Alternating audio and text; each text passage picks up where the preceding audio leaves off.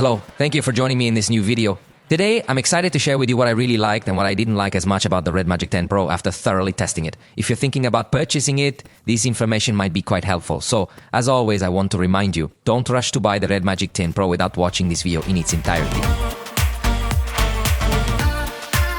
Keep in mind that this is just a brief overview, but there's a full video review available where you can explore all the details and features of this cell phone. Let's consider its launch price, which in Mexico has been 14,999 pesos.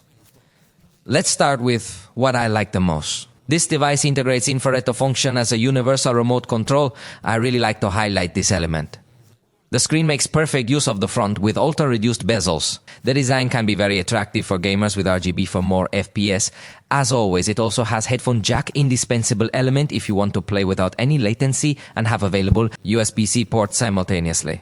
The vibration motor performs excellently, and during gaming, it provides a high-quality feel, offering exceptional feedback. With an under-screen camera, you get a completely unobstructed visual experience, ensuring no elements interfere with your gameplay. Interesting to note, in Pro Mode photography, you can adjust the exposure time up to 5 minutes, which is quite rare in smartphones. It also has the ability to record video at up to 8K at 30 frames per second or slow motion at 4K at 120 frames per second. It includes a charge lock feature to prevent the battery from deteriorating, or it also allows you to play directly with the device plugged in to prevent it from draining and avoid heating up the battery. The charger included in the box is 80 watts. In 15 minutes, charges up to 44% at this end, and the full charge is finished in 44 minutes, so it charges very well. Additionally, it has an innovative feature that lets you project the screen wirelessly, turning your cell phone into a gamepad.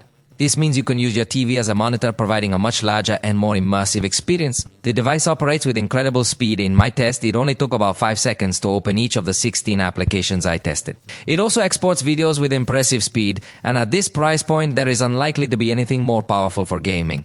It boasts an exceptionally efficient cooling system, ensuring that the cell phone barely heats up, even when running highly demanding applications.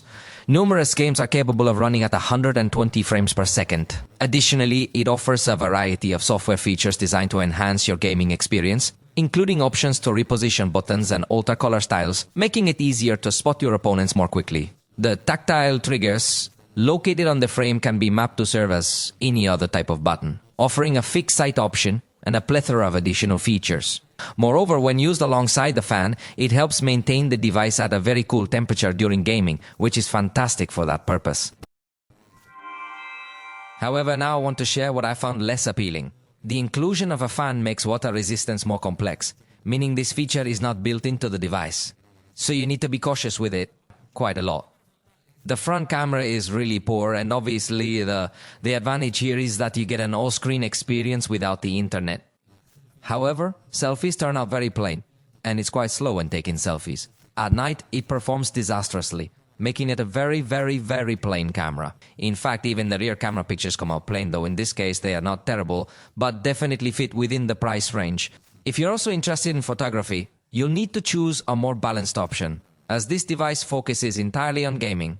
For instance, the zoom is quite poor, and you'll find even cheaper devices with superior zoom capabilities. Additionally, the front camera is unable to record in 4K, and another detail is that it doesn't allow switching between ultra-wide and main camera lenses during recording. Furthermore, its update policy only covers 1 year of Android updates and 3 years of security patches, so it is a device that will have a more limited lifetime compared to some others. In addition, it does not integrate wireless charging. At this price is not mandatory, but there are several manufacturers that do include it. And finally, it does not bring support for eSIM, so if you want to add a mobile data plan to your cell phone, forcibly have to go to acquire a physical SIM card. You don't have the convenience of adding it through QR codes.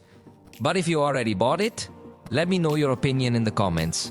For now, we have reached the conclusion of this video. I truly hope you enjoyed it. If you did, you know you can let us know, and we will see you in the next one.